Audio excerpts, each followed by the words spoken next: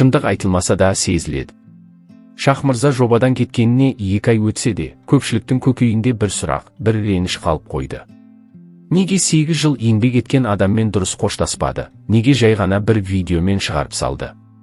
Деген сұрақтар халық арасында әлі де айтылып жүр. Шын мәнінде ішінде үлкен дау, конфликт болғанын бәрі сезіп отыр. Бірақ оны ешкім ашық айтпады. Ал кеше Шах мырзаның жары парақшасында мынадай пост жазды: өзгеріссіз келтіреміз.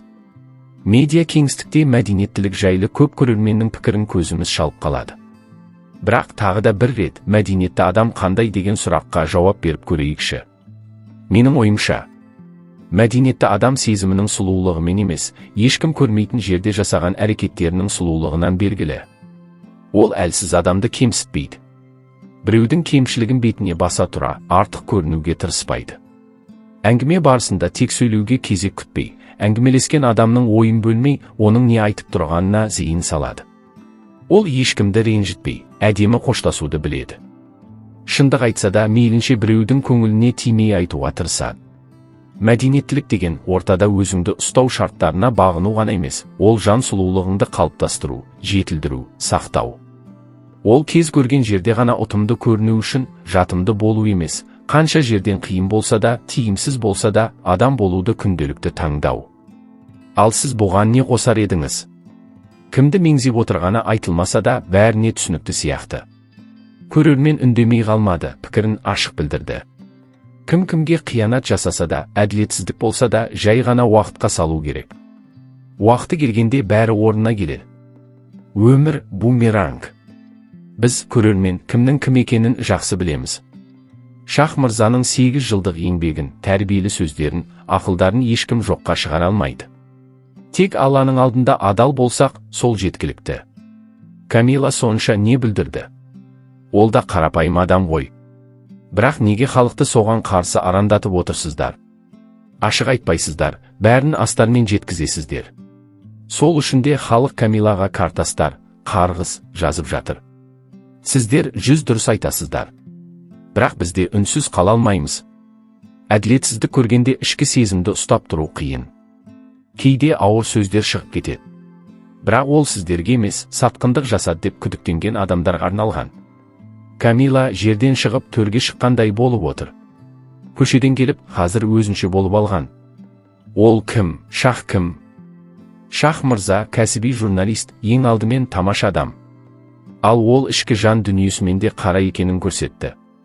Шах керіммен қымбат, сіздерді толықтай түсінеміз. Осы жылдар бойы эфирде жүрген еңбектеріңіз, жиналған абыройларыңыз, көрерменнің сенімі бәрі оңай келген жоқ. Сіздер бұл жобадан әділетті кетпедіңіздер. Қиын, обидно. Бірақ мүмкін, бұл сіздер үшін жаңа белестің бастауы шығар. Мүмкін өздеріңіздің жеке жобаңызды бастап, жаңа деңгейге шығатын уақыт келген болар.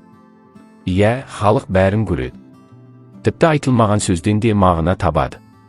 Мәдениетті адам ешкімді ренжітпей қоштасуды біледі дейді. Бірақ кейде қоштасу үнсіз, суық, тіпті әділетсіз болып кетеді. Алайда өмір бәрін өз орнына қояды. Кім шын жүректен еңбек етті, кім риясыз берілді, соны уақыт көрсетеді. Бүгін үндемегендер ертең шындықты айтып береді.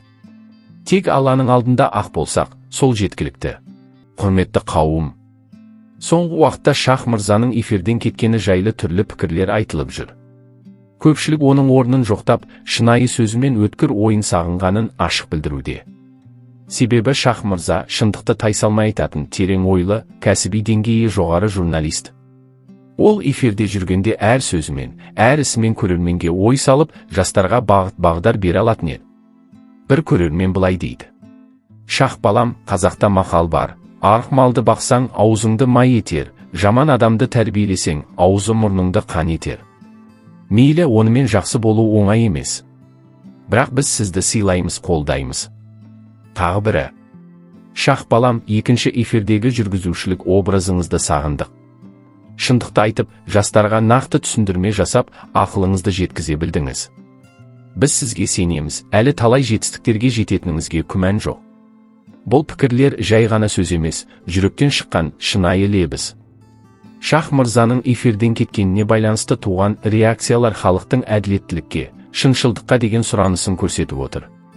Көпшілік, сезім бағының басшысы Шах мырзаны шығарып жіберсе, қатысушылар тіпті эфирге шықпаймыз деп қолдау білдіруге дайын болған сияқты деп жазған. Сонымен бірге, Шах мырза жайлы мынадай терең пікір де бар. Мұхиттай терең адамдар болады, тереңіне сүңгігің келеді. Ал таяз адамдардың үстінен аттап өтуге тура келеді. Шах балам, сен сол тереңдердің бірісің. Қайда жүрсең де, қандай қызмет атқарсаң да, осы болмысыңды сақтап қал.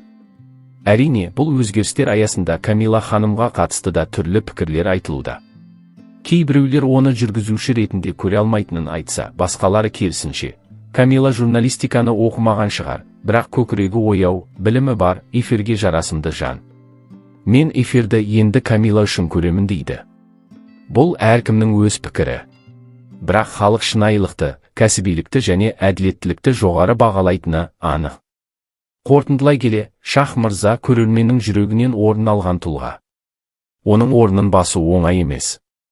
Халық оның ойлы, терең, сауатты бейнесін әлі де іздейді, бағалайды және қолдайды. Қайда жүрсеңіз де, қадіріңіз арта берсін. Сіздің еңбегіңіз ел есінде, ал болмысыңыз көпке үлгі.